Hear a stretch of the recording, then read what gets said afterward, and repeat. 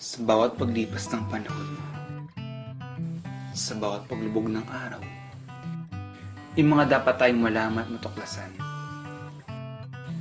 Buksan ng iyong mata, buksan ng iyong isip, dahil ilalahad na ang kasaysayan.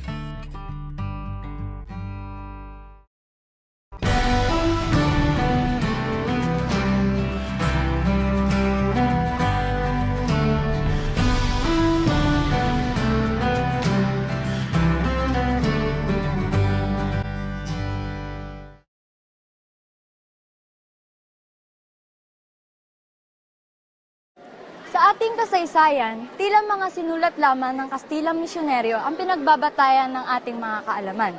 Ngunit saan nga ba nagsimula ang ating kultura?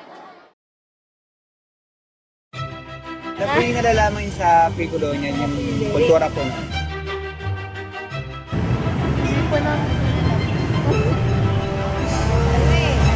Yung sa Amaya. Hindi ko matandaan eh. Hindi po namin alam yun. Niloloko mo ba kami? Inosente kaming tao.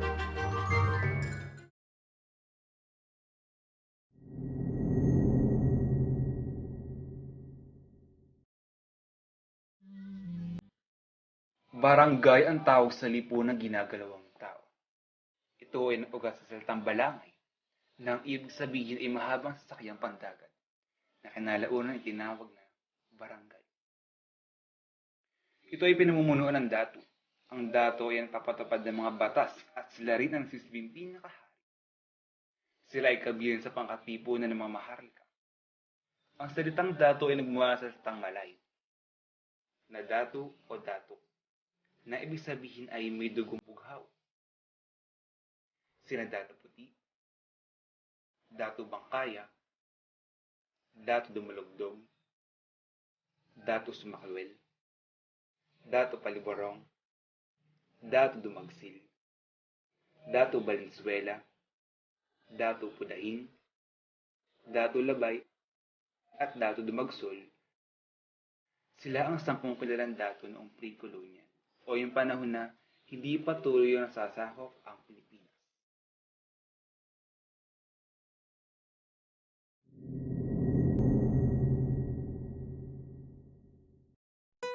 Katuwang ng mga dato ang umaluhokan. Sila ang naghahatid ng mensahe o mga bagong batas sa mga tao. Mayroong 3 uri ng tao noon. Ito ay ang maharlika, timawa, at alipin. Ang mga maharlika ay pinanganak na malaya.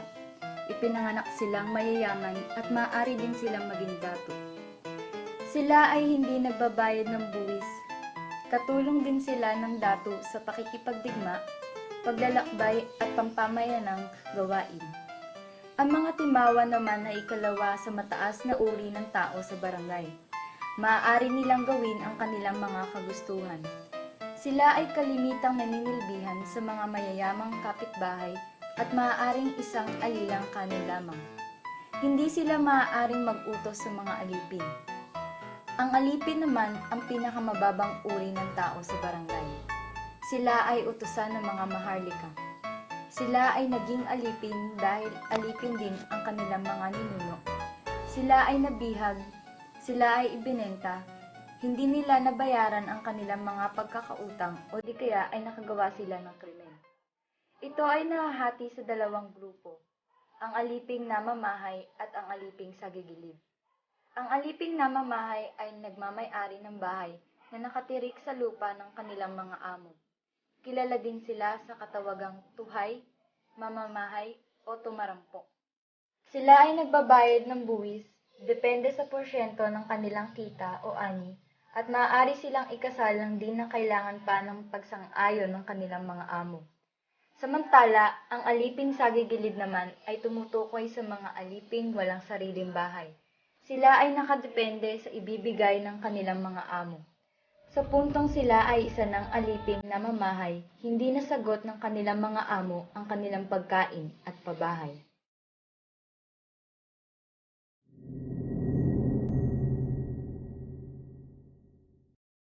Hindi ako makakatawag ng intro para sa ating mga Pilipino dahil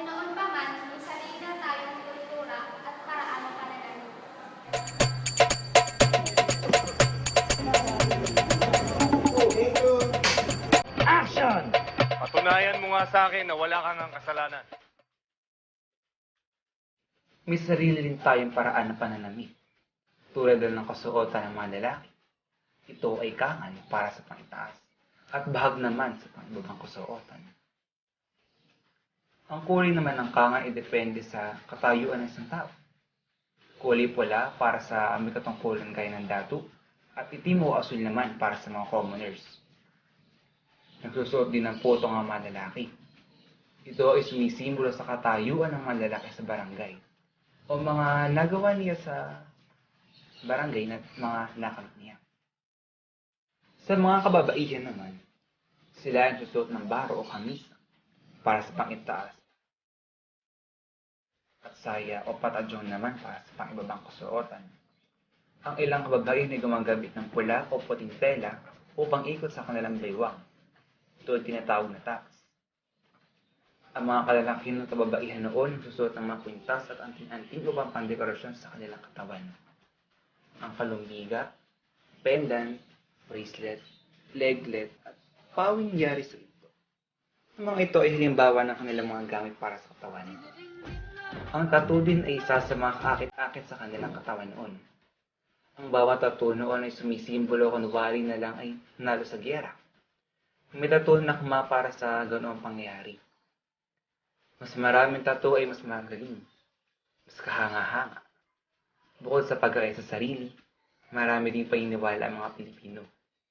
Sila ay naniniwala sa life after death. Nasa kultura na rin natin na pagkakaroon ng maraming tradisyon bago ikasal. Dahil ang pre-colonial ay kakasal na lalaki ay nagkailangan magbigay ng dowry o bigay kahit sa pamilya ng babaeng kanyang pakakasalan. Ito ay maaaring hayop gaya ng manok, baboy o kalabaw at pwede din naman na ginto o lupa. Bukod sa dowry, kailangan din ng pagsilbi ng lalaki ang magulang ng kanyang kabiyak. Ito ay maaaring ilang linggo, ilang buwan, o di kaya ay abutin pa ng taon. Kailangan niyan tumulong sa pag-aayos ng pagkain, sa pagsasaka, at sa iba pang gawain pambahay upang mapatunayan ng lalaki na kaya niyang buhayin ang kanyang magiging asawa. Bago namang araw ng kanilang kasal, hindi pinapayagan ng mga magulang ng parehong pamilya na magsama silang kumain, magkausap, o di kaya ay magkasama. Sa araw ng kanilang kasal, ipapaalala sa kanila ng babaylan o ng pari na maaari pa silang ikasal muli sa ibang tao. Kung ang lalaki ay nakagawa ng immortal na bagay o masamang bagay na hahantong sa ginakay sa portahan lalaki ang kanyang asawa, ngunit hindi naman isasauli ng babae ang mga ibigay ng lalaki. Kung ang babae naman ang taksil, maaaring bawiin ng lalaki ang lahat ng kanyang naibigay at iwan niya ang kanyang asawa. Pagkatapos naman ng kasal, hindi ba maaari makita ang bagong kasal? Bibilang muna sila ng 3 araw bago ulit sila magkita.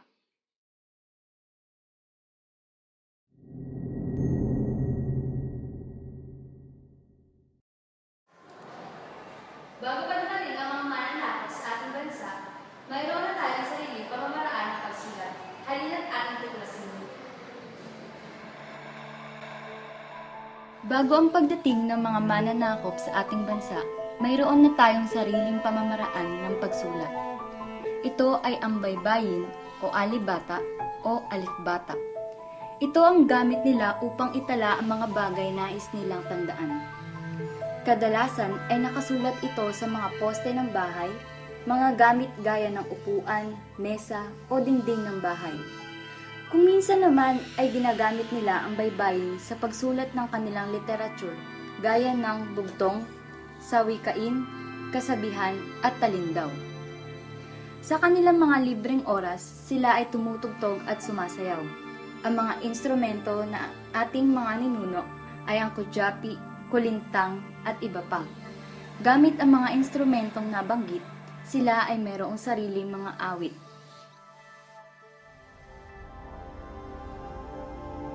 Sabi nga ng ilan, mayaman at tayo sa kultura, magpapan.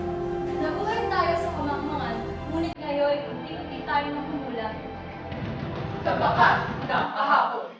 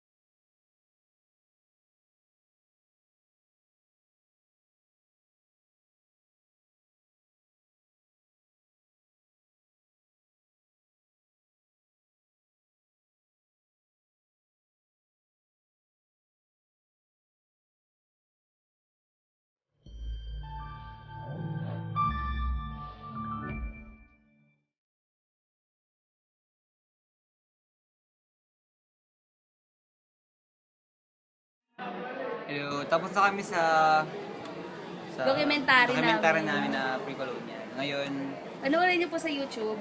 paki-like na rin. Tapos kakain ulit kami sa KFC. Bye-bye. Bye. Ako pala si Heidi Coronel. And I'm JL Garcia. And this is